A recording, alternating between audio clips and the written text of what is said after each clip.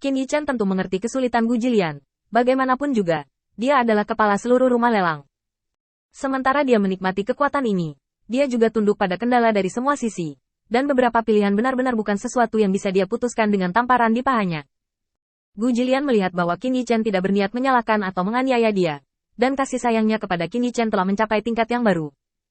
Yah, Tuan Guang ada di sini hari ini. Dan aku tidak akan membiarkanmu pulang dengan tangan hampa. Lelang yang semula dijadwalkan 3 hari kemudian akan diadakan hari ini. Untuk membiarkan Anda melihat barang dan kualitas yang paling sering dilelang di rumah lelang kami, Lord Light, Anda juga dapat melelang apa yang Anda inginkan di pelelangan. Gu Jilian juga menunjukkan banyak niat baik. Qin Yichen berterima kasih padanya. Setelah masalah selesai, Gu Jilian bangkit dan pensiun. Saya juga meminta Lord of Light untuk menunggu di sini selama 1 jam atau lebih.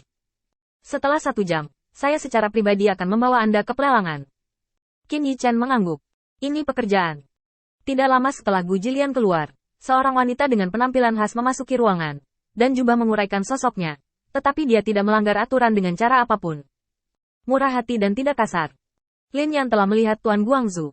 Presiden Gu Jilian khawatir kamu bosan di sini sendirian. Jika kamu memiliki kebutuhan, aku bisa melakukannya. Qin Yichen berdiri dan berjalan keluar. Bawa saya untuk melihat apa yang Anda jual di sini. Jika Anda dapat menemukan kebocoran, itu akan menjadi hal yang menarik. Lin Yan buru-buru berjalan ke depan dan memimpin Qin Yichen di jalan. Ketika dia meninggalkan ruangan, Sharon mengikuti dengan tatapan serius. Qin Yichen bersuara kepada Sharon. Lelang akan diadakan dalam 1 jam. Jika Anda membutuhkan yang lain, saya akan membantu Anda mendapatkannya. Sharon menggelengkan kepalanya dengan cepat. Terima kasih atas kebaikan Anda, Tuan Cahaya. Tetapi saya tidak memiliki sumber daya apapun di sini. Jadi saya tidak akan mengganggu Tuan Cahaya. Sudut mulut Qin Yichen sedikit terangkat. Tampaknya efek jera kali ini tidak buruk. Awalnya, Sharon tidak memiliki kebencian terhadap Qin Yichen, tetapi ada beberapa tindakan kecil yang perlu disebutkan. Sekarang tampaknya dia, Sharon, sangat masuk akal dan tidak melakukan gerakan kecil apapun, tetapi itu dapat dianggap sebagai koreksi cepat. Di rumah lelang, Qin Yichen melihat banyak biji, selain beberapa sumber daya yang diperlukan untuk budidaya. Selain ini, mereka adalah beberapa hal yang sangat umum. Satu-satunya hal yang membuat Qin Yichen melirik lagi adalah perbuatan pengkhianatan. Di atas meja yang sangat biasa, ditumpuk dengan tebal, menunggu orang yang membelinya. Qin Yichen datang ke meja dan mengambil kontrak untuk melihatnya. Zedor, laki-laki, seorang ksatria pertama kali, berhutang 30.000 yuan, menjual dirinya untuk menghindari hutang. Qin Yichen sedikit mengernyit. Bagaimana utang ini muncul? 30.000 tanah awan, bahkan jika ditempatkan di kota terapung manapun, adalah jumlah yang sangat menakutkan. Yang ini bahkan tidak memiliki seorang pun di dunia ksatria.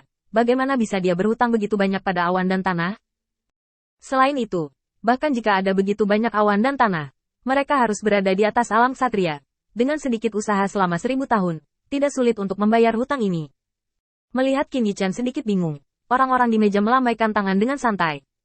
Ini semua penjudi. Jika mereka meminjam begitu banyak awan dan tanah untuk berlatih, mereka tidak akan berhenti menjual diri mereka sendiri. Mendengar ini, Qin Yichen mengangkat sudut mulutnya sedikit dan meletakkan akta prostitusi di tangannya. Perjudian merugikan orang. Apakah mereka praktisi atau orang biasa? Akan baik-baik saja jika itu hubungan atau sesuatu seperti itu. Jika Anda benar-benar bertemu dengan biro yang dibentuk khusus ini, itu akan disebut menangis, dan bumi tidak akan berfungsi. Qin Yichen melihat ke belakang lagi dan meletakkan pikiran di dalam hatinya.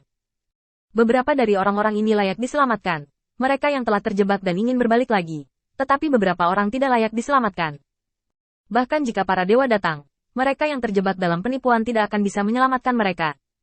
Buang saja beberapa helai tanah awan. Bantu aku mengumpulkan semua orang di sini. Aku akan memilih beberapa. Tentu saja Qin Yichen tidak sedang beramal. Yang dia inginkan adalah mereka yang mau keluar dari situasi saat ini dan tega memperbaikinya. Dan dia perlu melihat orang-orang seperti itu secara langsung untuk menentukan bagaimana membantu mereka. Belum lagi hal lain. Hanya keuntungan reputasi yang dibawa ke kuil penguasa cahaya oleh orang-orang ini setelah mengoreksi diri mereka sendiri adalah harta yang tak ternilai. Begitu pria itu melihat Yuntu, dia langsung duduk. Bahkan jika harga tanah awan hanya sepertiga dari harga sebelumnya, itu masih merupakan mata uang kelas atas. Mengambil beberapa keping tanah awan hanya untuk mengumpulkan orang-orang ini, baginya, ini adalah bisnis yang sulit dan bagus. Pak, kemana saya membawa orang setelah saya mengumpulkan mereka? Qin Yichen berpikir sejenak, lalu berkata. Tepat di luar Lin Floating City. Setelah perakitan selesai, datang saja ke kamp kuil Lord of Light dan temukan aku. 1 jam berlalu dengan cepat. Qin Yichen juga melihat barang-barang yang dijual di sini. Dan tidak banyak hal yang dia sukai. Yang paling penting adalah dia tidak menemukan harta karun. Dia menggelengkan kepalanya dengan enggan. Sepertinya metode identifikasimu sangat kuat, dan tidak ada hal baik yang tersisa. Lin Yan di samping sedikit malu dan dengan cepat menjelaskan. Untuk memungkinkan orang-orang ini menjual nilai sebenarnya dari barang-barang mereka, Presiden telah mempekerjakan banyak penilai, dan umumnya tidak ada kesalahan. Qin Yichen mengangguk. Sikap ini sangat bagus. Saya sangat puas, jadi saya tidak perlu membuang waktu di sini. Ayo, bawa saya ke pelelangan. Lin Yan mengangguk buru-buru dan memimpin jalan lagi. Selama seluruh proses, Sharon tidak mengatakan sepatah kata pun, hanya melihat sekeliling dengan dingin, memastikan tidak ada orang yang jahat kepada Lord of Light sebelum dia membuang muka. Karena sangat berhati-hati, dia tidak mengingkari janjinya. Saat Zai Gao bertemu Gu Jilian berlari ke atas. Apa yang kamu suka, Tuan Cahaya? Jika Anda puas, saya akan mengemasnya dan mengirimkannya ke rumah Anda. Gu Jilian tidak hanya mempersiapkan pelelangan, tetapi juga menghubungi jaringan intelijennya dan memperoleh beberapa informasi tentang Qin Yichen dari mereka. Terutama ketika Gu Jilian tahu bahwa penguasa kota terapung di dekat kota reruntuhan telah secara kolektif memutuskan perdagangan awan dan tanah dengan tempat lain, Gu Jilian menebaknya. Orang di depannya adalah penguasa cahaya. Ini adalah perbendaharaan yang bergerak. Mengambil keuntungan dari fakta bahwa tanah awan yang dibuat oleh kuil penguasa cahaya belum menyebar ke kota pemurnian Beiyun. Harganya sedikit lebih tinggi daripada kota reruntuhan.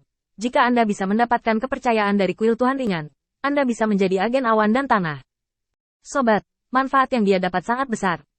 Masalah ini berlalu dengan cepat dalam pengambilan keputusan tingkat atas, dan sekarang satu-satunya masalah yang tersisa adalah Qin Yichen. Apakah dia akan menyetujui masalah ini?